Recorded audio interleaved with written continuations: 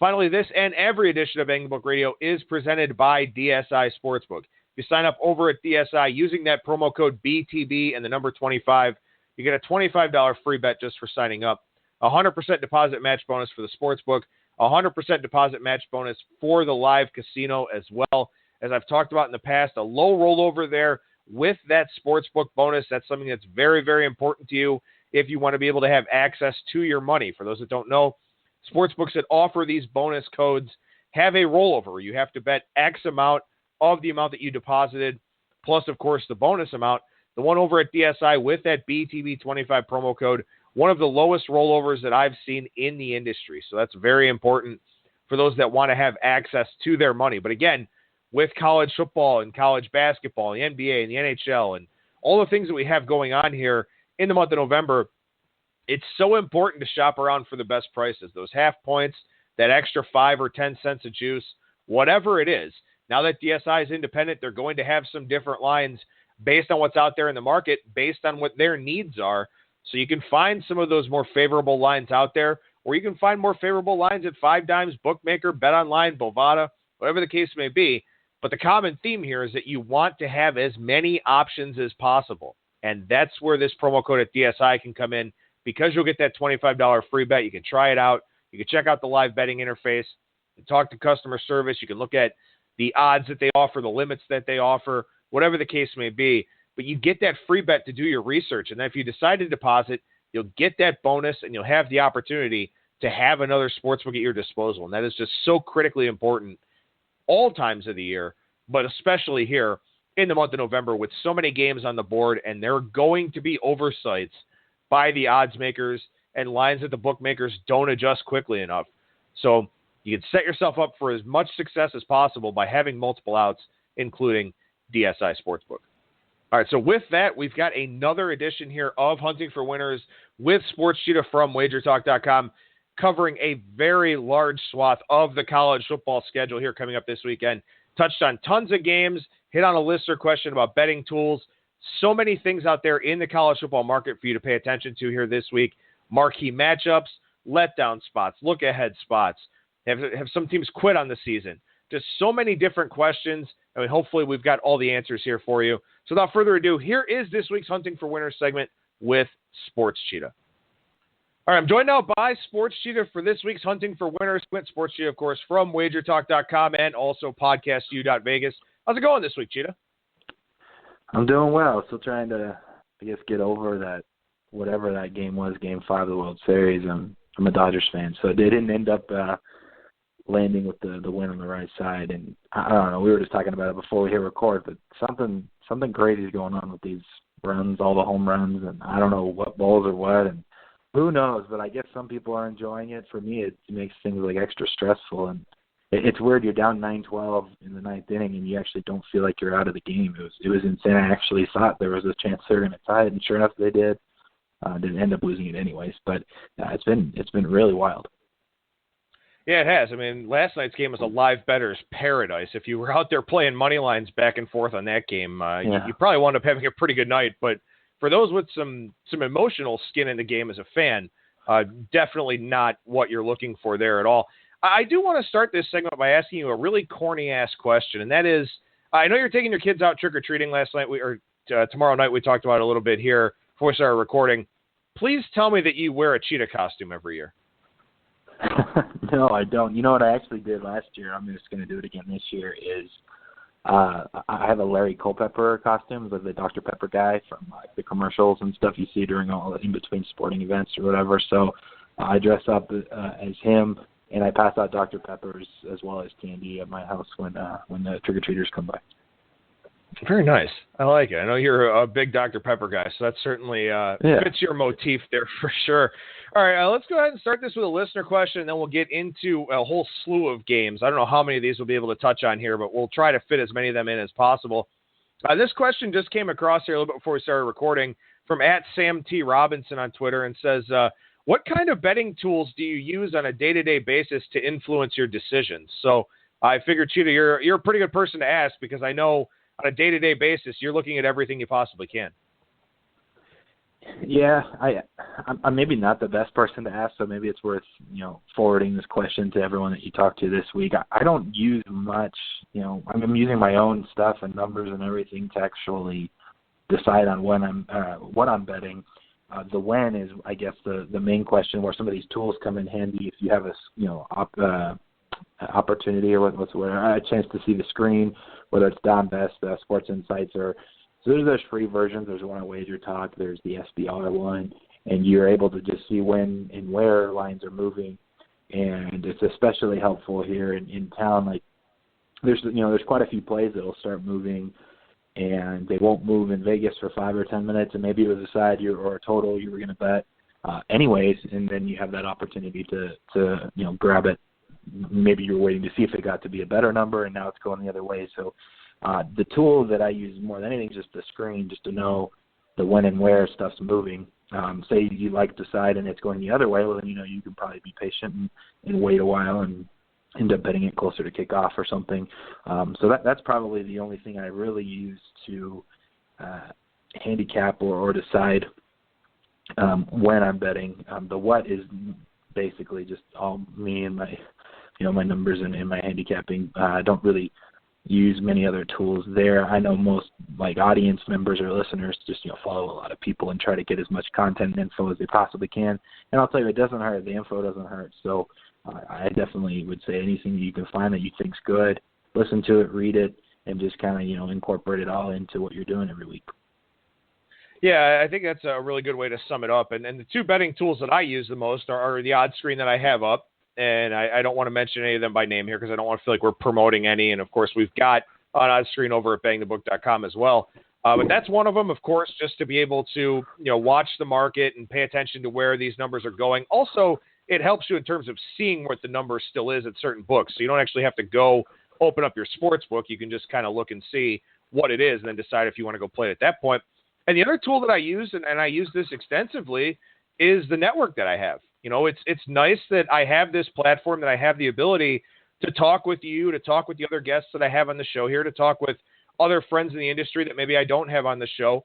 And all of us can just kind of compare notes and sort of, look at how things are shaking out. That's really important to have. So if you are a listener out there, talk to other listeners or find some like-minded people, or even, most of the guys that we have on this show are very, very cordial when you approach them on Twitter or other forms of social media to talk about these things. That's probably going to be your best resource. I mean, having your own personal numbers helps. CFBstats.com is great. And then all the other stats websites that are out there, those are good resources as well. But yeah, I mean, if you've got a network and you've got an odds screen, that's pretty much what you need. And truth be told, I don't know about you, Cheetah, but I don't really care too much about the consensus percentages or anything like that, because I don't know, it feels like all these books are just kind of grabbing their data from different places, and you can't really get an accurate representation of the market. Yeah, I feel like the numbers do vary, at least the screens I've looked at before. I don't really look into them unless I'm considering using those games for a contest of some sort. More helpful maybe in the NFL for the super contest. Or also just when I like to mention it when I'm breaking down games, whether it's your show or some other ones that I do, I'll have it up and I'll see them. I'm like, oh, that's interesting. This road dog's getting 80% of the money, but it's never anything that's really going to influence a bet one way or the other. So, there's other reasons I'm making a bet on or against a team before I'm ever saying, oh, well, they're getting 80%, and so I'm going to bet the team that's 20%. Just because, and that's never something that's going to push me over the top for making a play. So it's just there to, I guess, see and have as information, but nothing I think that's super valuable ultimately. No, I don't think so either. And a lot of times, I mean, you can tell. The sharp side. If there's reverse line movement just by watching the odds screen. If you've got some ugly dog against a very public team, you got a pretty good idea of what's going on there. If you've got a game that looks like it's off the radar, but it's moving early in the week, that's probably sharp money that's doing it. And if it moves later in the week as limits increase, it's sharp money doing that as well. It almost doesn't matter, what the percentage of ticket counts is. So, I think that there are tools out there that are very helpful, but certainly an odds screen, is the predominant one for me. All right, let's look at several of these games here, and we'll start with Thursday night. We've got action on Tuesday and Wednesday here this week, but we'll go to Thursday and talk about this Northern Illinois Toledo game. Toledo now anywhere from an 8 to a 9-point favorite out there in the marketplace. 8 at DSI, 9 at several other places, 8.5 at Pinnacle. This number opened 10, and it looks like Northern Illinois, a little bit of a sharp side early in the week. Yeah, so far it's looking that way. I'm actually surprised my number is 10.5 for the game, and so I had, at 10, I'm not considering any side there. If this keeps coming down, then I'm definitely be looking at Toledo. You might remember the guy's name off the top of your head better than me. I started pulling it up while you were introducing this, but I'm pretty sure Northern Illinois is down to basically their third-string quarterback, and his last name, like it's Childers or Childress, something with the word child in it. And he's been okay, but when he's okay in an overtime win against Eastern Michigan, which I believe they had to come back in, by the way. I'm not sure I'm too thrilled. When it's a smaller sample, I think he's maybe started 3 games now. But the Eastern Michigan one is nothing crazy. When you beat Bowling Green, you're supposed to beat Bowling Green. And then the other one was at Buffalo that he started. They only ended up winning by 1. And that was a side they got bet up quite a bit from like 5.5 up to 8-9 point favorite, and then they didn't cover. So at least those 3 games we've seen of Childers, I think is his name, Marcus Childers. No, I just got it up. There it is. I'm not too thrilled about what I've seen from him, and ultimately it comes down to this: can Toledo's, Northern Illinois' defense check Toledo's offense, which is just ridiculously good and high-powered against EMU? This is what worried me, I guess, somewhat here with. And I was watching that EMU game because it was a weeknight game. EMU, they had a punt block that scored. Otherwise, it probably never gets to overtime anyway. They had another, I think, fumble or something that set something up for them. But they had 2 plays that were their 2 touchdown plays. Other than that, they didn't even have, scoring opportunities, really, offensively. But they were a 70-yard touchdown pass and a 55-yard touchdown pass. And that makes me a little bit worried that if you're taking shots, which Toledo's definitely going to do, against this Northern Illinois defense that's been really strong, they're susceptible to a big play, and I think Toledo's got to be top 5 in the country in explosive plays, and number 1 in the MAC for sure. And so I'm a little bit worried for Northern Illinois' defense too. Some on top of the fact that I haven't been impressed much with Childers. So for me, it's a big game for the MAC in the future of who's winning what division going to the title game. I think I lean the Toledo side, and I'm surprised that it has come down under the 10. For me, it's going to be looking at Toledo or nothing. I know the total's just opened up around 58 everywhere. Open 57 now. It's up to 58, and my number for the total is 56. So not too much of a discrepancy there. Toledo is second in the country in plays of 60 or more yards with 9. They're also tied for second in the country in plays of 70 or more yards with 5, and they have 2 80-plus plays, which is second to Oklahoma. So this Toledo offense, definitely a big play type of team. And the first 2 games that we're going to talk about here, both this one with Northern Illinois and Toledo, and then the next one with Marshall and Florida Atlantic, it's a similar type of setup for me. Now, my number on this game is 9, so it did move down toward my number a little bit. But if I had to play this game, I'd play Toledo, because when you look at what's going on with Northern Illinois here, look at who they've played this year. Boston College runs the football. Nebraska, not very good offensively, but they tend to rely a little bit more on the run. San Diego State runs the football. Kent State can't do anything. Buffalo's got a decent offense, but they've had a lot of quarterback injuries. Bowling Green's bad. And then Eastern Michigan, just not a very efficient team. Toledo's got great balance, and more importantly, they can throw the football. Northern Illinois has not seen a passing offense worth anything here so far this year. This is one of those spots where I kind of wonder, the Northern Illinois defensive numbers look really good, but to me it feels more like it's a level of competition, plus the fact that, look, from a yards per play standpoint, if you face a lot more running plays than passing plays, of course you're going to look pretty good. So for Northern Illinois, I think that's kind of the case here. I think their defense may be a little bit of a paper tiger. I could be wrong, but that's the way that I would break this one down. No, I think it's absolutely correct, and you see it just from EMU having a couple explosive plays themselves in spots where, they really shouldn't. Northern Illinois' run defense still is, I think they're tied for 5th, under 3 yards a carry. And that's tied with Ohio State. The teams ahead of them are Alabama, Washington, TCU, and Michigan State. They're in a strong little group there. And a lot of it has to do with their strength of schedule, sure. But when you look at, their pass defense, they're not even in the top 35. So, and they haven't played anyone that can pass the ball. So I'm definitely concerned there. And I think the matchup and everything with the X's and O's, I agree 100%. It's definitely Toledo side or nothing for me. Well, then that's a good segue here into this game between Marshall and Florida Atlantic. And we see Florida Atlantic about a 9.5 point favorite out there in the market. This number was 10 earlier today, and it has come down a little bit, although it did open 8. So a lot of numbers guys grabbing Florida Atlantic at first, some of the numbers guys grabbing Marshall back here today a little bit. But that's the concern that I have about Marshall here. I mean, this Florida Atlantic offense is just doing ridiculous things right now with Kendall Briles. They've got this offense going. They're doing exactly what they want to do. Their running game is remarkable. And this Marshall defense has played really, really well this season. But again, who have they played? Miami of Ohio, not a great offense, even when Gus Ragland's out there. NC State is not an explosive offense, but they're an efficient offense that takes care of the football. Kent State, Cincinnati, Charlotte, Old Dominion, Middle Tennessee without Brent Stockstill. For Marshall here, I'm a bit concerned about the body of work. And the problem is I wanted to fade this team because of that. But then this number priced me out. Yeah, and it's one thing I think is really interesting because last week, I mean, nobody ever thought, even a month ago, let alone 2 months ago before the season, that Florida Atlantic would be laying almost a touchdown at Western Kentucky. I mean, that's how much of a difference, not only, the drop-off for Western Kentucky, but how good Florida Atlantic has been.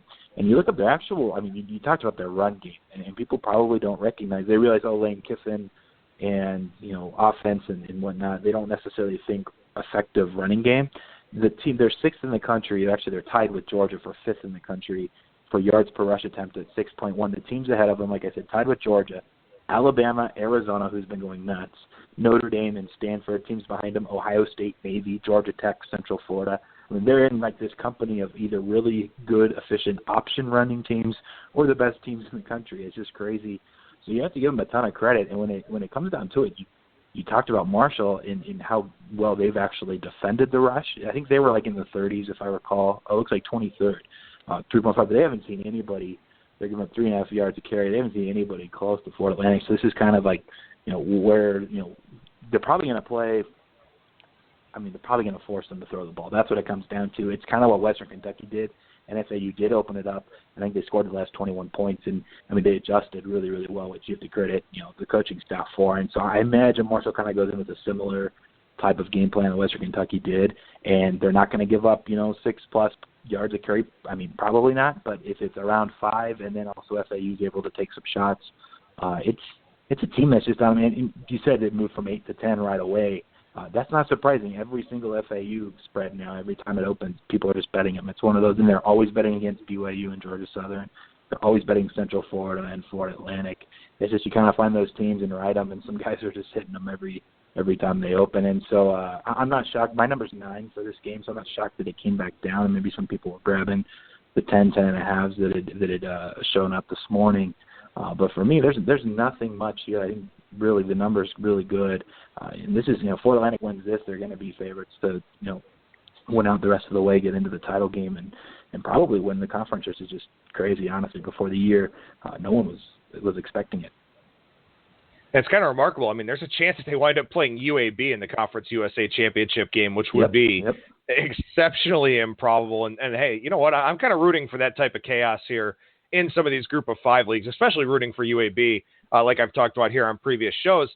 Now, I will say this. I mean, this Marshall offense, while it's not the Rakeem Cato era that we kind of remember, it's still been a pretty efficient, pretty solid offense. They just don't have the same level of explosive plays. Chase Litton, 16-5 touchdown interception ratio, 61% completion percentage, 4.2 yards per carry as a team. So that's kind of the question here is, if Marshall can keep that Florida Atlantic offense off the field, then all of a sudden you're talking about a fairly big spread here in a game that could wind up being a little bit tight. So I think this is a good one to watch on Friday night. Maybe not necessarily the best one to wager on, but there's a lot going on with this game, and you wouldn't have really thought that, as you mentioned, over the summer when you're looking at this one. Yeah, one thing worth mentioning is probably, I mean, you hate to say or assume that a team was looking ahead, but remember Marshall just lost at home as 16.5-point favorites to Florida International. They give up 41 to Florida International, who doesn't score the ball ever. And it makes you wonder if they really were looking ahead to this Florida Atlantic game, which is terrible. It's terrible coaching. But or maybe they were just caught off guard anyways. But they lost outright as massive favorites at home, and their defense looked so bad. And so I'm a little, I guess, inclined to think that they were, and it's weird. Like, you can't assume that, and you can't bet Marshall saying, oh, they were planning for Florida Atlantic for 2 weeks. That's incorrect, and you shouldn't be doing that. But it's just worth noting that it's an intriguing now kind of spot here with having lost to Florida Atlantic as almost 17-point favorites at home, and with this on deck now, and the market hasn't really reacted to that loss since it closed where it should have. I think Saturday is a little bit lower, maybe like the 15 range. And, I'm inclined to actually like Marshall for some reason for that fact, but it's just like a gut thing that they were just not looking at the game that, they had. I mean, right away, I just pull up the box score. It was 14-0 right away, 21-0, then it was 28-7 at halftime, and they just dug themselves in too big of a hole by the time they woke up late in the third. They actually finished the game on a 23-6 run. They just lost anyway just because they dug themselves in the hole. I mean, they were just so flat. Now, they're not flat coming off of a 28-point win against Middle Tennessee without Stockstill. I mean, I just have this hunch that they cared too much about this FAU game, and that everyone's going to be betting FAU now. Now there was some buyback finally, but I don't know. I kind of like Marshall, I think, just because it looks like they cared more about FAU than they did FIU. No, I think that's a very fair point, and this is one that you want to sit and wait around on. I mean, if a 10.5, maybe a 10 minus 05 or a 10.5 pops up there, and you want some action for Friday night, maybe that's not a bad way to look here in this game. All right, let's go ahead to Saturday, and I'm actually kind of upset with myself I didn't throw this game your way, but I want to talk about it anyway here. Game 329, 330, Ole Miss and Kentucky, our buddy Matt Lindemann's team, the Kentucky Wildcats, 3.5-point favorites here in this one, and Ole Miss is off of one of the strangest games that I can remember. I mean, Arkansas has not looked good throughout the season. They pick up their first SEC win. Ole Miss had 566 yards in this game, and they only had the ball for 19 minutes and 33 seconds. They outgained Arkansas 566 to 449, wound up losing on a late field goal. Got a great quarterback performance, and I hope I don't butcher his name here, from Jordan Ta'amau, who had 368 yards passing, 76 yards running on just 9 carries.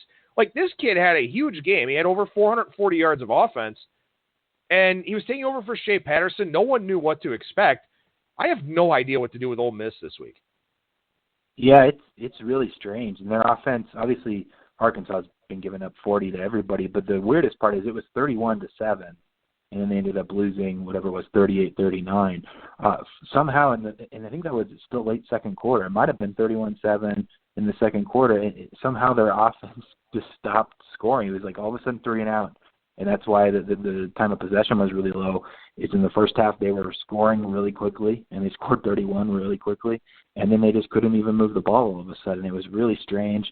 And, the defense was trying to hold on and just couldn't. Arkansas came back and won it. It was a wild one. I didn't follow extra closely, but while I did what you did, I went through the box score, and I was impressed by the new kid. I mean, it's just really strange that they all of a sudden weren't able to move the ball like they were for the majority of the first half. So, for me, I mean, it's a pass. Even Kentucky, I mean, they came back, final drive. Is it Steven Johnson, I think is the quarterback's name. I believe he now set the record for fourth quarter comeback or tying drives, overtime winning driving drives in Kentucky history in the season. And they've had so many close games, and they sure enough had another one. And then they actually almost lost on a Hail Mary up one. Tennessee's quarterback threw it from like 55 yards away.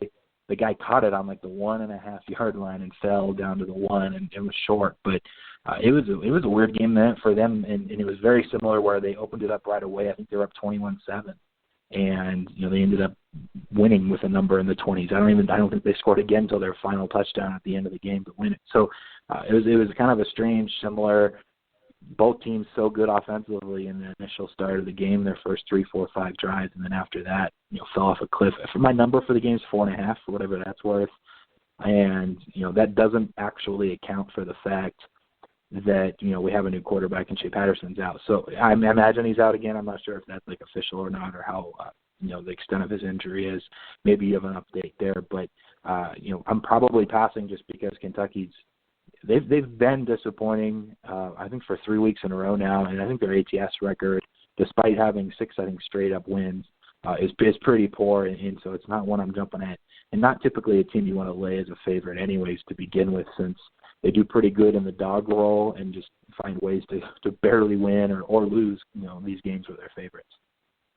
Yeah, Shea Patterson is done for the year. So the fact that the backup came in and played so well last week, I mean, you kind of wonder, was that a one-off thing? He came out and maybe Arkansas didn't have a whole lot of film, didn't really know what he was going to do. Then in the second half, they made adjustments, and Ole Miss didn't really do a whole lot. So, it seems like a fairly high variance game there between Ole Miss and Kentucky. We've got a couple of games grouped on the board here by rotation order that have some of the same elements, but there's a very, very important distinction to make. Game 335, 336, Ohio State and Iowa. Ohio State's a 16-point road favorite as they head to Iowa City. And then 337, 338, Iowa State and West Virginia. Obviously, Ohio State should win this game against Iowa. They're certainly in a terrible spot off the win against Penn State and with Michigan State on deck next week at the Horseshoe. Iowa State, on the other hand, huge win over TCU, second top 5 win in 3 or 4 weeks, but they're a dog going out to Morgantown. So, how much do you incorporate the letdown factor here for these two specific teams? Not a lot, and you've seen, I think maybe because Iowa State's already proven that they haven't let it get to them. Even after the Oklahoma win, they were laying 20-something at home to Kansas in 145-0. And then they followed it up after that and going on the road beating Texas Tech and now, TCU. I will say this. I mean, we were pretty right. We talked about the game, and we talked about liking the under 52 for one. But we had said, Iowa State's offense hasn't really seen a good pass defense yet. And I said, I think they're in for a wake-up call. And sure enough, if we had known they were only scoring 14 points, I think everybody would have been betting TCU. So the fact that their defense helped TCU, granted, I know TCU fumbled on the 1. They threw an interception on the 2. They should have at least tied the game or even won the game. And I think Iowa State was pretty fortunate. I'm still, their defense, meaning the Iowa State defense, was better and against Texas Tech and even Oklahoma to an extent, and then obviously this TCU game than anyone would have anticipated for the last month. And so I think that's where their real strength has kind of been, because their offense was good against really bad pass defenses like we talked about in Oklahoma, Kansas, and Texas Tech. And so here again, you're playing now a West Virginia team who isn't as good against the pass, similar maybe in their pass defense efficiency as Texas Tech, probably a little bit better than Texas Tech and Oklahoma. But it comes down to this, how are they able to stop Will Greer and the West Virginia team that honestly they ended up getting to 39. I know they blocked a punt for a touchdown. They had a pick 6, so that was 14 of their points, I think. But they ended up scoring 3 touchdowns on an Oklahoma State defense that's top 20 in the country in just about every stat now. And so in the Big 12, and they've played pretty good teams. So I still lean the West Virginia side just because I'm not sure how for real Iowa State is. And there's probably Cyclones fans out there that are yelling at me. And I know, after you beat Oklahoma and TCU, how can you say they're not for real? I'm still skeptical about their offense because they've only scored points against bad defenses. And when they finally played a good one in TCU, they only scored 14, and they let into a couple turnovers inside the 2-yard line. So I'm a little skeptical there. For me, it would be West Virginia or nothing. I would also consider the under just for similar reasons, and it's already moved 3 points today from the open at 64.5 to 61.5. I would say that similar to last week with the TCU game, that's probably the best bet in the game is an under in the 60s. Now, one of the things I've been wondering about Iowa State, I know that they're 16th in the country right now in the AP poll, but I've got them about 30th in my power ratings. Where do you have them? Oh, I can check that right now while we're going through. I actually was just pulling up, and I'll get the power ratings here in a segment. I was pulling up the actual Big 12 standings because I know they're going to have some nice tiebreakers against teams that are obviously competing here to win the Big 12, and they're 4-1 in conference with TCU, Oklahoma, Oklahoma State, and obviously Oklahoma or Oklahoma State's going to get a second loss here coming up Saturday. I have Iowa State at 32, so we're in similar range there as far as their power rating goes versus everyone else in the country. All right, yeah, that's what I was curious about because, like I said, we talked about them last week, and I mentioned Bill Connolly's S&P metrics really like them, and there are some stats out there that do like them a lot, but from a power rating standpoint, I just don't have them up with some of those teams. I had TCU, I think, minus 11 last week on that number. Wound up holding off on it because I figured I was off on Iowa State a little bit. But, yeah, I guess I'm just not ready to believe in them yet. Now, if they go on the road and win in Morgantown, short favorite or not, to me, that's a really impressive win given the spot. So At that point, I'll adjust them. But for now, I think I've got them 31st, I believe. Yeah, I did adjust them a little bit. They were probably 34th or 35th before the TCU. It wasn't because TCU necessarily lost, but I think it closed at 7-ish, and my number was 10, like closer to you, and I was fortunate enough to stay off as well. Wanted 6 or better and never got it and stayed away, and it probably would have been a really frustrating loss in the end if you did have TCU, just since they had so many opportunities there. Near the Iowa State end zone. So I adjusted them a little bit just because the market was a few points higher, and I imagine most of it being the Iowa State side. And sure enough, here again at 2.5, my number is 3.5. So I'm not going to be betting West Virginia, I don't think, because it's one of those like you're doing kind of in your head subconsciously. You're respecting Iowa State, even though maybe your number's a little off, and just kind of waiting and seeing, gathering more data before you bet any of their games. Yeah, my number's actually 6, but I've been a little bit higher on West Virginia throughout the season. Last week I had that number a little bit shorter. I think my number was 5 for that game. Will Grier threw 5 picks, and that was pretty much that. But I have had West Virginia a little bit higher in my numbers here throughout the year, and maybe this is the spot where I actually get it through my thick head to adjust them down a little bit. All right, we got to talk about this game. Game 341, 342 on the board. Virginia Tech and Miami. Miami with some injury situations. Malik Rozier didn't practice on Sunday, left Saturday's game. We'll see if he's able to go here in this one. But I know our good buddy Colin Wilson, I've seen him talking about this on Twitter a little bit over the last couple of days. He's dying for a spot to go against Miami. And, I can see why. 4-point win over Florida State at the buzzer, 1-point win over Georgia Tech, close win over Syracuse, didn't look very good against Carolina last week. I get it. Is this the spot to do it? Not now. You're paying a premium now. That's the problem. Is Miami's a 3-point dog at home to Virginia Tech. That's nuts. I don't have Virginia Tech rated that much higher than them on a neutral, and I'm not sure if I understand the talk, and everyone's been saying Miami scrapes by against UNC, Syracuse. And I think Syracuse was -5 in turnovers in that game. They beat Georgia Tech on basically a buzzer field goal off a 40-yard pass to even set it up. They come back, barely beat Florida State, who, they've been so bad anyways. Who have they beat that's very good? Toledo, they were losing in the third quarter before they scored 28 in a row. I'm with everyone. I agree. Yeah, you're right. Miami hasn't been too impressive, especially for a team that's undefeated. And Virginia Tech, on the flip side, has, they have the loss to Clemson by 14, but they beat Boston College on the road pretty good. And then they have win over West Virginia, and then they crushed UNC, Old Dominion, East Carolina. And then the Duke win, they ended up getting, it was an absolute hurricane, just really wet, tons of rain, and they won 24-3 there. I think this is obviously going to be the telling game to find out which teams are for real. I just don't know if what Virginia Tech has really done more so than Duke outside of Miami, outside of the West Virginia win, which is kind of impressive. They have a loss, but it's Clemson, so you're okay there.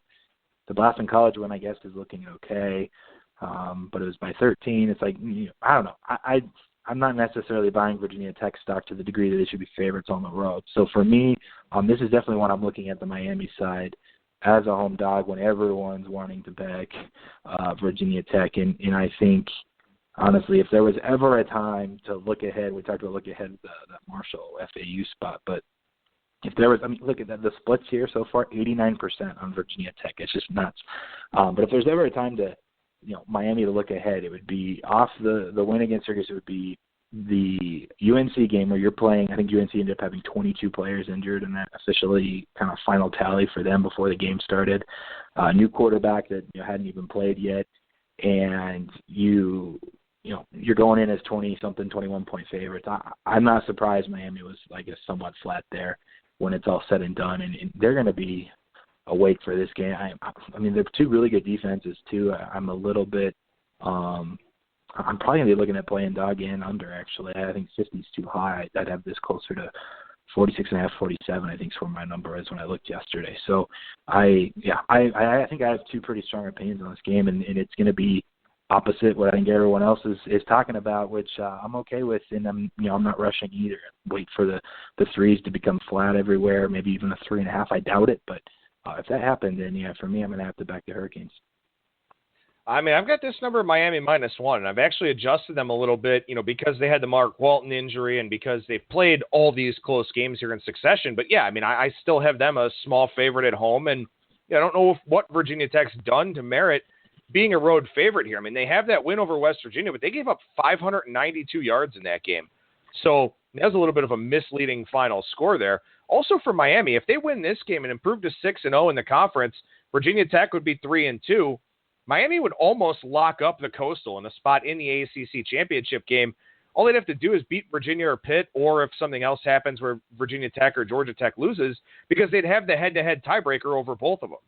So Miami can effectively put themselves in great position here and then be playing that Notre Dame game for possibly a chance to get into the college football playoffs. So, for Miami, they have a lot of things on the line here in this game as well. And, yeah, I get the sentiment to go against them with all these close wins, but also, like you said, Virginia Tech getting a lot of respect that, who knows if they fully deserve it or not.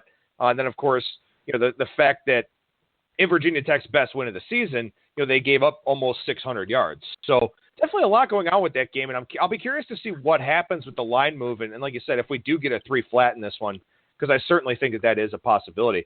All right, let's go down to game 375, 376 here in the AAC, and like clockwork, Central Florida taking money early in the week, up from 12.5 to 13.5. We haven't touched 14 yet, but SMU looks like kind of an interesting dog in this spot. Yeah, they do, and they played they got a ton of money against Tulsa, I believe, like really early openers were 7, got up really high, up to I think 11.5, and then they needed to score at the end to even, and then hold on defensively to even beat Tulsa, and I think they ended up winning 38-34. And Tulsa's kind of like that sometimes their offense is just clicking, sometimes it's not, and so when it is, they're tough to beat, and you just have to hope you can outscore them, which SMU ultimately did. My number is a little bit higher. It's 15. I didn't bet it yesterday yet. I feel like SMU.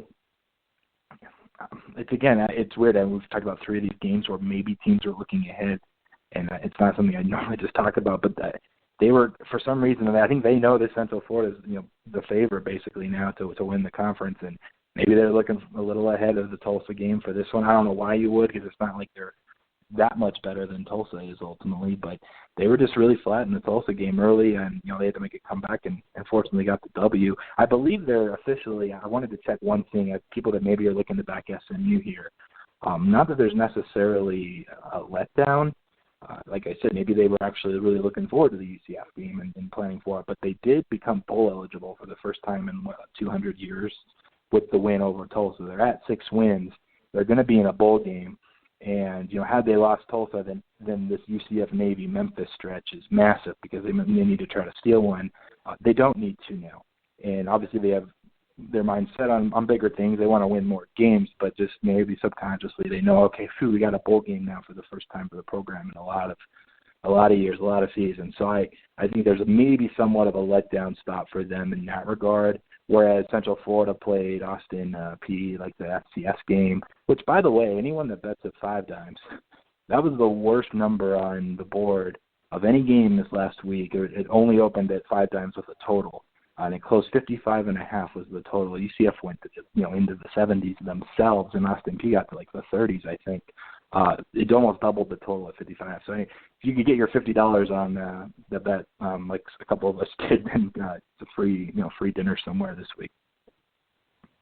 Now, let me ask you about this here for Central Florida. So I know that one of their players, their linebacker, and I can't think of his name right now, but he actually said after the game, he was kind of disappointed that South Florida lost. He wanted that undefeated game on November 24th for the division, and this game's still probably going to wind up being for the division because South Florida should run the table the rest of the way, at least until that one. But you kind of have that little bit of a distraction here for Central Florida. It's not necessarily a distraction. I guess that's the wrong word. But, what is their incentive to go and blow out SMU? What is their incentive to blow out UConn, to blow out Temple? Because now their season effectively comes down to this game against South Florida. Now, if they had beaten the South Florida team that was also undefeated, and then knocked off a ranked Memphis team in the AAC championship game, then, yeah, you're talking New Year's Six Bowl, and maybe they get there anyway. But, It seems like the total picture has kind of changed a little bit for them. Oh, and by the way, their head coach, Scott Frost, is going to be mentioned for damn near every job in the country that comes open over the next 6 or 7 weeks. So you kind of got to wonder here with this UCF team, can they keep that mindset? Can they keep playing, with so much of a margin for error? I don't know. Yeah, no, I mean, I kind of disagree for the first part just because at least that player, maybe he doesn't know, but assuming South Florida wins their next 2 or 3 games, whatever it is, if they lose to South Florida, they still lose the division. So that game still is for the chance to play for a conference title, and it's also going to be for what's likely going to be, a chance at running the table and maybe getting into a New Year's Six bowl. So I think still, even though they lost, that game still is for the division, and they're going to host them home to end the year, end the regular season. So it's a little less sexy because South Florida's going to have 1 loss, a blemish on their record, but it doesn't change anything where they do have to win that game, barring another South Florida upset or something where they lose another game. So I don't think they're really going to be down in that regard. And I will say this, though, the stuff about Scott Frost is totally legitimate, especially when it comes to post-AAC title stuff, assuming they can keep stuff quiet, until then. But before the bowl game, even if it's a New Year's Six that they ultimately get invited to,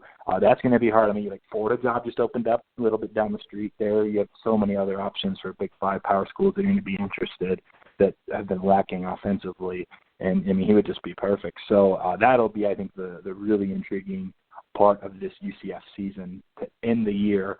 How are they going to handle those rumors, and if he does ultimately leave or not? It's going to be interesting, but they're so far by far the best team in this conference, and so I don't anticipate it affecting them much here in the regular season. Yeah, I mean, I don't know. We saw it with Tom Herman at Houston, but that was a very highly publicized thing where that was just all over the place with him taking that Texas job. The players knew it, he knew it, everybody knew it, and Houston played like a team that knew it. So, maybe this situation goes a little bit differently, but those are things that we have to kind of keep in mind here a little bit in November. The coaching turnover, a lot of people seem to think Florida State's kind of quit on the season here this year. Some people saying the same thing about Louisville with everybody except for Lamar Jackson kind of packing it in. So, we do have some of those extracurricular circumstances here in the month of November, and, you just have to take it on a case-by-case basis, but it is something that – go ahead. Yeah, I wanted to jump in. I will say this because it's definitely an interesting situation. I think Herman handled it incorrectly. There's Scott Frost can avoid all of that where the players know you're leaving and that you're going to be taking a job or that there's all these people talking about you may be taking a job by just not answering the phone calls until after you finish the season. And if there's schools out there that are saying you have to accept it now, well, then that's on them. If they want you to be the coach, tell them to wait 2 weeks.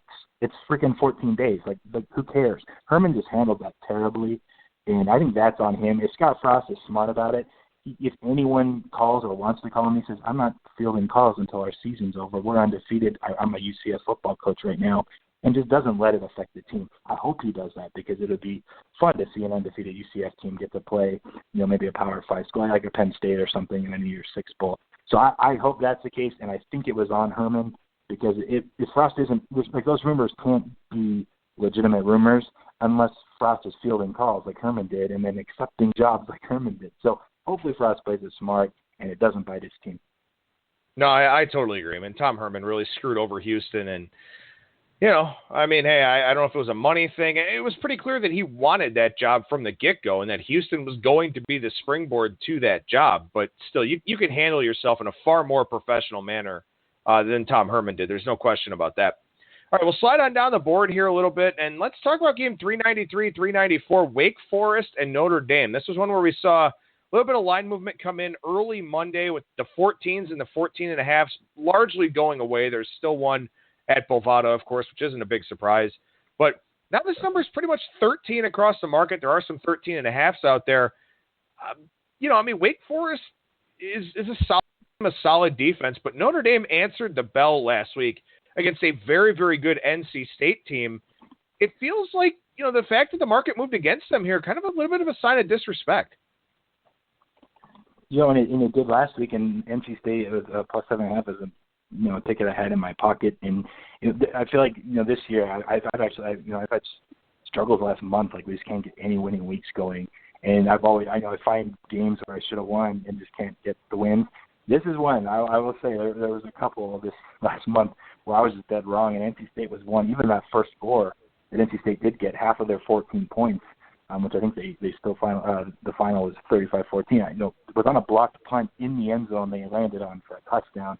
This offense, with 2 weeks to prep, and then defensively giving up 35 still, NC State's good. Look at their schedule. Look who they've beaten, played. Notre Dame, now, you're really looking at their schedule, and you're like, whoa, back in week 2, no one really knew what Georgia was, but their only loss is to Georgia by 1. Like, that's not bad when Georgia's going to be number 2 tomorrow, probably in the college football playoff ranking. They crushed the Boston College team. It was a little closer than the final score. I think I've mentioned that before. And then same with the Michigan State road. Those are both road wins. They crushed UNC, but then they beat USC really good and NC State really good. And those are two phenomenal wins to just beat down those two teams. Wake's maybe a flat spot before this road Miami game, which could potentially be for a playoff spot down the road this season. So I think maybe that's what people are playing, the Wake Forest spot. Wake Forest played Louisville really good, but I'm not really sure a Louisville team who just, got crushed by, and then they beat Florida State, but then they got crushed by Boston College. It kind of packed it in, like you mentioned. I'm not giving a ton of credence to Wake Forest yet. My number is 15, so I was kind of surprised to see the disrespect against Notre Dame yet again, despite seeing it against NC State, and then basically proving, like, hey, even after we crushed USC, we beat an NC State team that's probably top 20. They had 2 weeks to prep for this, and it was easy. And we gave them a 7-point head start with the punt thing to start the game. So I think Notre Dame a ton of credit here. And for me, I would only look their direction just because, and I know Wake Forest is pretty good at defending the run, and that's what Notre Dame's been able to do and stuff. But this Notre Dame defense now, holding USC and NC State, I think actual offensive points to 21 before that 10 for UNC. That's really impressive. Their defense is now, going to keep them in games where maybe their offense isn't flowing as much. And maybe that's the case here against Wake Forest. But the problem is their offense has just been crushing anyway. So this team's legitimate. I think you just have to finally say, okay, Notre Dame is a contender when it comes down to it. If they run the table out, the rest of the way with wins at Miami and at Stanford and against Navy, on top of everything they've already done, and their only loss is by 1 to Georgia, who's maybe going to be in the playoff anyway, who's a one-loss team or maybe an undefeated team. Notre Dame's going to be right there. So every one of these games, there's a little more pressure on Notre Dame too, and it'll be interesting to see how they handle it all. No, I completely agree with everything you said. My number is 14.5 here. When the number opened 15, I thought, okay, I got this one pretty dead on, and it's probably going to stay there. And then all of a sudden it's 13, and I'm thinking to myself, and I'm starting to look at Notre Dame here for all the reasons that you mentioned. And this is a team that looks like it's got a lot of momentum going.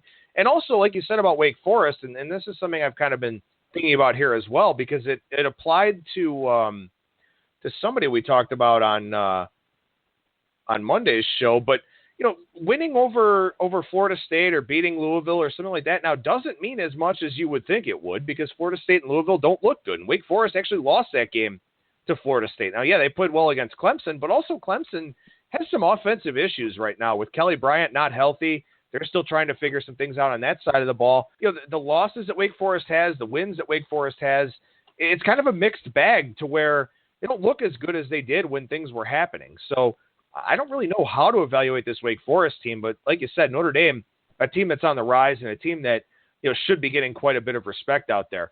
All right, let's touch on this LSU-Alabama game. Alabama is a 21-point favorite against LSU, their chief rival in the SEC. Like, how damn good is this team? It's unbelievable.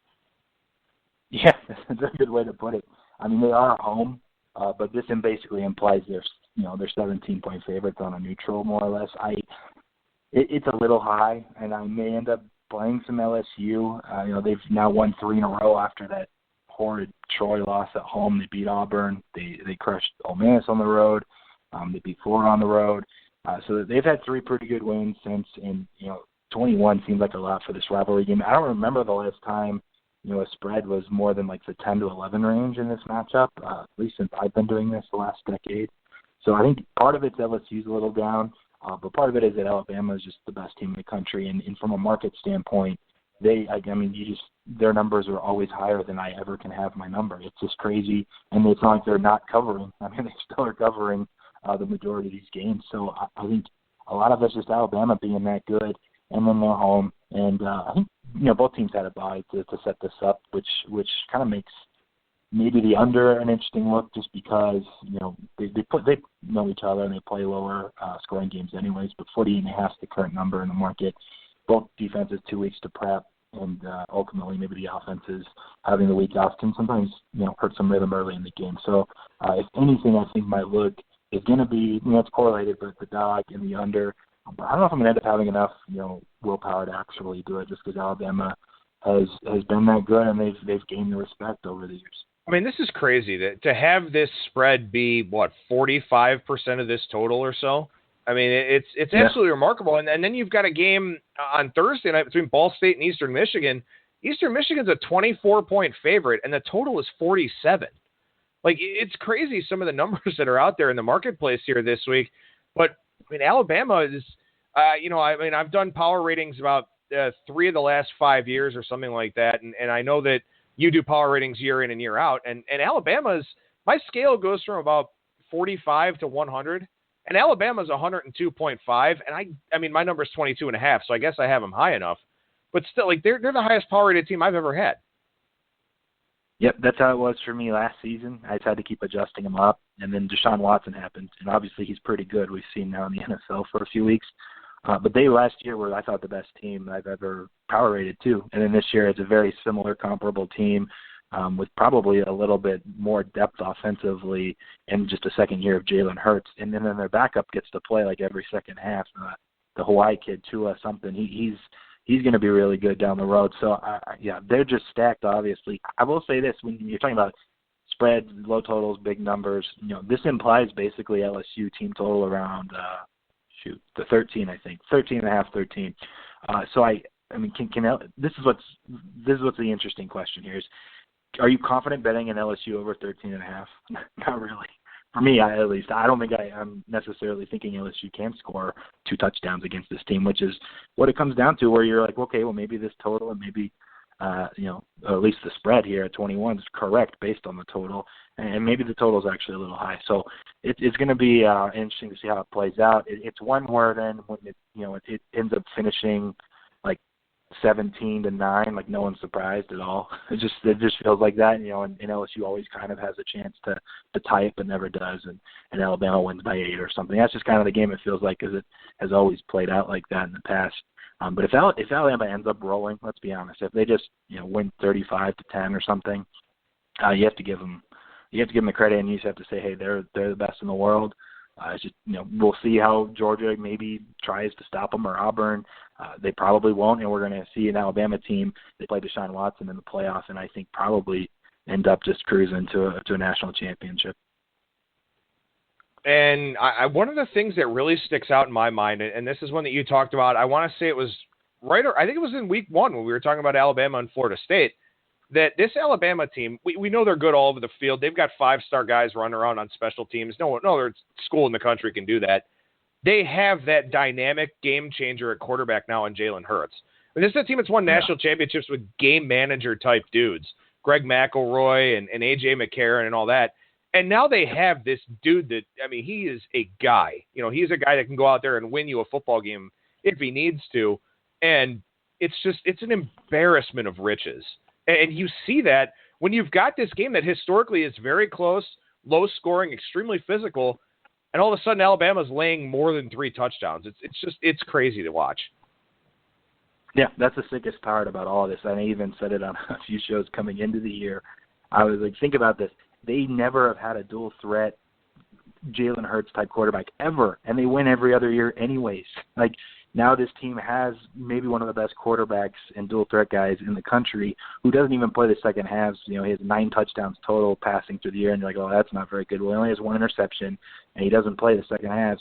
He doesn't have a ton of attempts. He's running the ball great. I think he has a total. I can pull up the numbers, but he's had like 300 plus to 150-yard rushing games, and then all the other games are in the 40s to 50s anyway. So he's going to end up rushing for 1,000, and again, 1 or 2 touchdowns a game in those. He's not playing the second half. I think he's the guy that makes them where they become that next level good, just because offensively they're more dynamic than they've ever been, and obviously Nick Saban and Alabama defenses are going to be what they are and would have won national championships in the past. So it's just not fair. I think that's the best way to put it, and they're the big favorite for a reason. They have one guy with more than 13 receptions this year, and they've played, one close game this season? It's just it's remarkable. All right, well, let's move away from Alabama because I'm sure we could sing their praises all day long. This Penn State-Michigan State spot, game 415, 416 here. Interesting little line move in this one. Michigan State opened 9. It's down to 7.5, so nothing overly significant. We haven't crossed through 7, and honestly, I don't think that we will here with a lot of the numbers guys probably looking at this one above a touchdown. But it is a tricky little spot for James Franklin's team all of a sudden. Yeah, no, it definitely is. And this is one I had circled, whether they won or lost. And the number's pretty good. It's 8.5. I was hoping for double digits and probably won't see it now. So, I think it's a pretty good number now. It's worth noting for people that weren't following, the Ohio State game was really strange. And I ended up betting Ohio State just because the first half was so fluky to me. You had 2 kickoffs, one for a touchdown and one that basically got them to the 10 for a touchdown. You had an interception that got them to the 11-yard line for a touchdown. That wound up being a third down and from 11 yards out. Penn State was just running so good for so long. I mean, they almost got outgained in this game by 400 yards. And, Ohio State had to go down and score at the end to win. And so I know, special teams plays a part in it, but it's usually pretty random. You want to look at how many yards you're gaining, how many you're giving up, how many plays are being run on each side. And they just weren't very good. And it's coming off that big Michigan win. And, maybe I don't think it really got to their heads. One thing that intrigued me more than anything, Barkley played well enough where he's going to still be the Heisman favorite. But I don't know if anyone else really caught this. And it was towards the end of the game. And this bugs me from being like my sports psychology background and working with coaches. Like if coaches saw this, and they probably did now, and have talked to them, they would have just ripped them. But on the sidelines, the camera is on Barkley, and it's I'll give him this. He couldn't even get to the line of scrimmage. They were handing it off to him, and by the time he grabbed the ball, there were 2 Ohio State defenders there, and he was losing 3 to 4 yards. It seemed like every play, and then they were stuck in third and long situations. But this is before Ohio State actually even took the lead, and it was 38-33. With only a minute and a half, 2 minutes left, whatever it was, he was on the sideline, caught on camera, yelling at his offensive lineman, just going ballistic at his own teammates. In the game, they were still winning by 5. And I understand he couldn't get holes to run the ball, and he felt the game slipping away. But it was just, it was very unlikable from the context of him basically, the cameras are on me. I'm going to make sure everyone knows it's not my fault and blame my offensive lineman on live camera right now. In a game we're still about to win, if I could go cheer my defense on, it was bad, and I don't know if they're going to be able to address that, if they're even going to bother addressing it, if there's going to be now some beef between his offensive lineman and him, or just the offense, and coming off obviously a season where they were hoping they could go undefeated. So this is a really strange spot where I especially off Michigan State's loss, which was crazy. I think they ended up going to double or triple overtime against Northwestern. And so, for me, it's Michigan State or nothing, but I don't think there's enough value as far as the number goes, and then Michigan State's kind of off a tough game themselves. But I'm intrigued as a Penn State, just kind of, a fan watching, they're trying to see if they can get back to the, playoff discussion. This is a big game for them, and, it wouldn't surprise me at all if they ended up losing this one too. I think it's interesting you bring that up because I talked about it on Monday when we looked at this game a little bit, and one of the things I wanted to make sure I mentioned on this show, and I'm going to go ahead and do it here again, is that I listened to James Franklin on XM College Sports Radio over the summer, and he was talking about the outlook for his team. He was talking about the hire of Joe Moorhead, which has been absolutely terrific for the Nittany Lions, and I was very, very impressed listening to James Franklin. Like, I got home, and I listened to the rest of the interview before even getting out of my truck, just because it was a captivating listen, and he was a guy who, you could hear eloquence, you could hear passion, you could hear everything in his voice. And then as I'm watching him coach this game, players get down injured, and if it looks like it's something moderately serious, he's out there checking on the player. There was that call early on in the game, number 11 got a late hit or an unnecessary roughness or something like that on a kick return or whatever. Penn State has this game in hand. Everything is going their way. This guy commits this 15-yarder, and most coaches are going to lose their shit with this guy. They're going to blow up on the sideline, do it in front of everybody with the camera on, very publicly. He sits this kid down on the bench behind all the players, behind all the coaches. All you saw was the tail end of it. You saw Franklin kind of sitting there for a second and then getting up and walked away. But he talked to this kid man to man, and that impressed the hell out of me. So if he saw, and I'm sure he has, what you're talking about with Barkley, or if someone told him, I like to think he probably sat him down and said something. Now, whether or not it resonated with Barkley, I don't know. But, to see that from James Franklin, and we talk about Dabo Swinney all the time, and when Syracuse beat Clemson, Dabo Swinney goes out to the handshake, and you could see him. There were, somebody had red lips on Twitter. Dabo goes out there and says, "I'm so happy for you," to Dino Babers. Yep. Like, you just lost a game that was, it's in the long run not going to affect you. If you run the ACC and win the conference championship game, you're in the playoff. But still, to be that kind of guy, to be that kind of head coach, when we look at everything else that's going on in college athletics, remarkable. And I think James Franklin should be commended for the way that he handled himself in that game. And I presume that I like to think he'll have his team ready for this one. But, also once you get between the lines, it's 18 to 24-year-old kids, and you could say as much as you want, and you hope that they practice what you're preaching. Yeah, no, that's good stuff. I didn't obviously hear that interview with Franklin, and I'm glad you brought it up, because you think back. He was so good at Vanderbilt, and he's obviously swung Penn State in pretty couple short seasons to where they are now.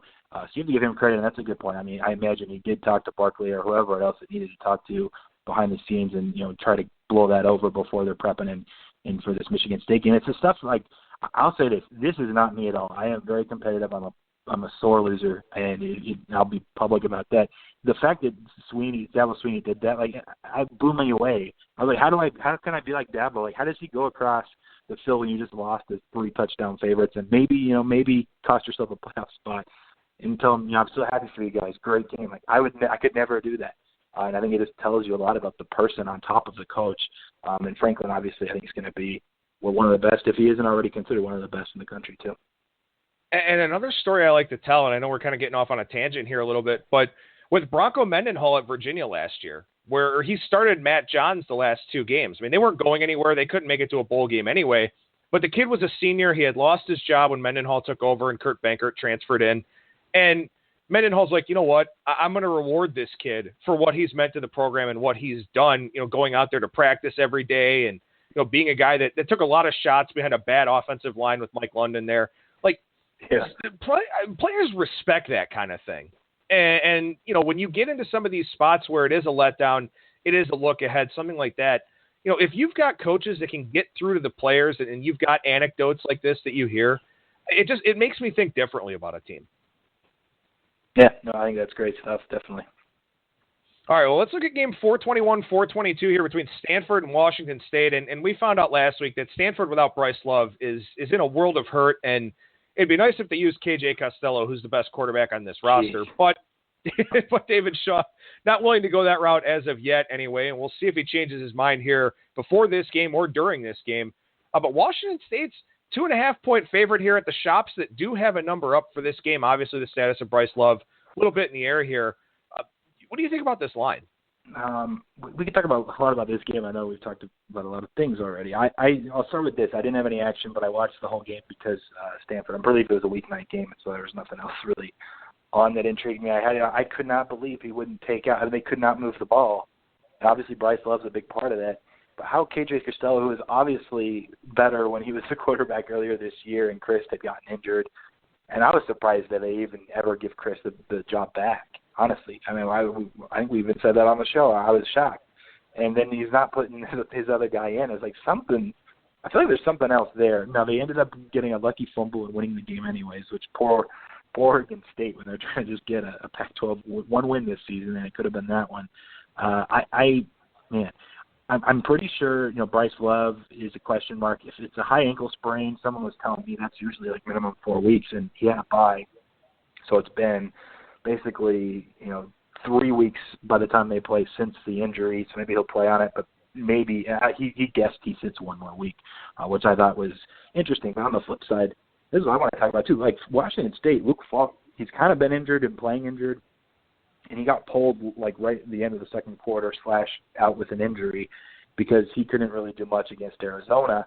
And so I think that's another reason why the number's down some places too, is I'm not sure if his status, what it is. The backup, I forget his name, like Holinsky or something like that. A guy that cost me a lot of money in a Boise State game when Luke Falk got knocked out, down 21. Holinsky in 6 minutes tied the game, and then they won in overtime.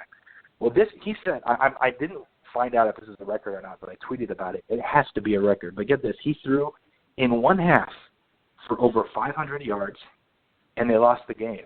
How do you throw for over 500 yards as a backup quarterback in one half? I think it was 509, and lose the game. Well, he threw 4 red zone interceptions. That's part of it. I think one of them was actually like on the 30, and then 2 inside the 10 and 1 inside the 20-10 marker. But that was just incredibly weird to me. And then Tate in Arizona, even despite this is the best run defense they had seen yet, ran through Washington State and had a couple big plays and pulled away. But Washington State was leading the game in the third quarter. So it just got really weird to where they were marching it, red zone interception. Okay, then Arizona went and scored. Marching it, red zone interception, and Arizona went and scored. So that was kind of a weird box score.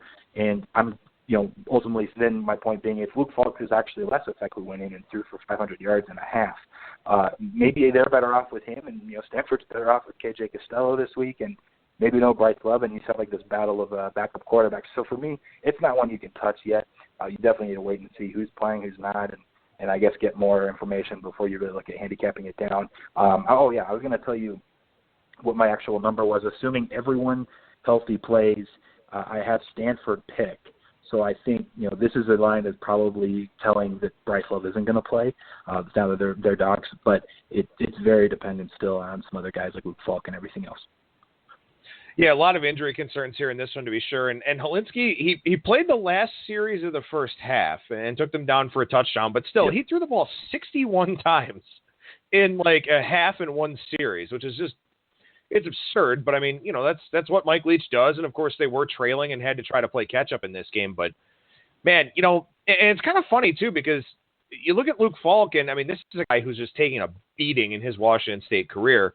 But he's a senior, and his eligibility is gone. It looks like his passing attack is still going to be in pretty good hands next year. Yeah, it seems like they always just whoever it is that's up and coming is like, oh, he's actually good too, and maybe it's more of a Mike Leach thing. And his guys really never pan out to be great NFL quarterbacks. So maybe Luke Falk will be, but I was surprised Luke Falk didn't leave. To go to the NFL, and that he came in return this year. I think they wanted to actually really contend for a Pac-12 title, and they lost a couple games now. They're probably out of it, and if Luke Falk's concerned now about the NFL, that's another thing. Maybe he'd rather not worry about playing through a shoulder thing, a concussion, and just let the other guy play out the year and prep for his NFL combine and look ahead to his future. All right, one more game to touch on here. We're going to talk about UTEP and Middle Tennessee State. No, I'm kidding. We're not actually going to talk about them. Game 423, 424 here, Arizona and Southern Cal. Southern Cal's down to a 7-point favorite. This number was 10 when it opened. Now it's 7. And, I mean, Arizona with Khalil Tate, just a drastically different team. Yeah, totally. And this is a line. I just accidentally clicked my tab for so I track where my numbers were by week. So in like week 5, this is just, a month ago, I would have had USC a 21-point favorite.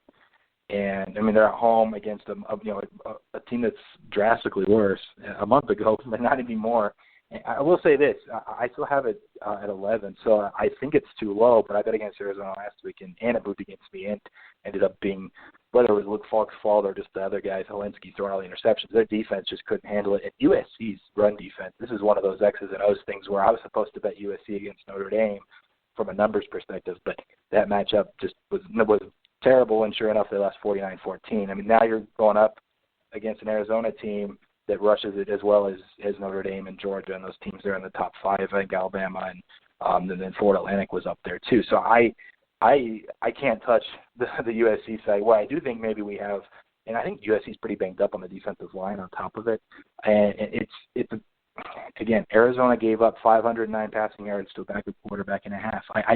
If USC they woke up a little bit, Darnold was able to score against an Arizona State defense that had been playing really, really well. They should be able to move it against Arizona, and Arizona should be able to have the same type of big plays and explosive run game that they've had, and then it opens up the explosive pass play every once in a while. I like over 72. It opened 71. It's up to 72. I imagine that's one that I'll end up playing. So if there was a play, even though my number is higher, I got to respect that Arizona has just been so much better than where I've had them the last couple of weeks. And I think the smarter play ultimately in the game would be looking at over. My numbers, I think 76 when I looked this morning. I can double check real quick. Yeah, 76 exactly. So there's a little bit of value there for points. Plus, when you really break it down to how these teams match up, I think it just screams points, and that's probably what we're going to see. I want to ask you this to wrap up the show here for this week, and just sort of look at a conference overview in terms of the Pac-12. You got Stanford 5-1 in the conference, but I mean, as we saw last week against Oregon State, without Bryce Love, they have problems, and with Keller Chris instead of KJ Costello, they have more problems. Washington's 4-1 in the conference here, 7-1 overall. We haven't talked too much about the Huskies here on the shows, and then they've got some big games coming up. I'm sure we'll talk about the Apple Cup here in a couple of weeks. Yeah, Washington State at 4-2, they're 7-2 overall. Southern Cal is still 5-1 in this conference and 7-2, but their body of work obviously doesn't look all that spectacular. Close win over Texas, close win at Cal, lost at Washington State, close win over Utah, where Utah went for 2 and had a chance to win. The Notre Dame game is what it is, and then last week they looked pretty good. Arizona now all of a sudden 4-1 in conference, and I don't know how Khalil Tate wasn't the starting quarterback before now, but anyway, seems like that saved Rich Rod's job. Like, I look at the Pac-12, and I don't know, is there a good team in this league? I mean, is Washington the best team in this league? Yeah, Washington is. Sorry, I'm going to drop my phone for a second. Washington is for sure. They, from a power ratings perspective, I'll have them favorites against anybody on a neutral, especially since I've downgraded USC some, partly because of performance, partly because of market, partly because of injuries throughout the year, defensive and offensive line, especially for USC. So Washington's the team. Unfortunately, they lost, a big game on the road at Arizona State, which ended up not needing to be a big game and is now. And, probably doesn't get them in the playoff if they win out, sadly, just because now if they do beat USC in the Pac-12 title game or Arizona, what is that ultimately? You beat a 2 or 3 loss team in the Pac-12 instead of an undefeated team. It just doesn't bump you as much, and there's so many other options out there. Like, when it comes down to it, are you taking one loss Notre Dame with a tougher schedule, with a one loss by 1 point to Georgia, who's in the playoffs probably, or are you taking Washington, with a loss on the road at Arizona State with a weaker schedule, because Washington never schedules anyone out of conference at all, and the Pac-12 is not as good this year through and through. So I think it's kind of a dead spot as a conference this year because no one ran the table, and I'd be shocked. It could happen with the way losses break down for other teams and conferences and divisions.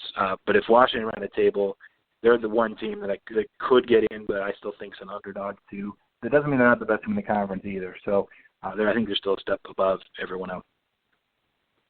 I guess I lied. There is one more thing I want to point out, and that's because I'm scrolling through the odds screen here, and I'm looking at some of these games, and Tennessee is a 5-point home favorite against Southern Miss. Yeah.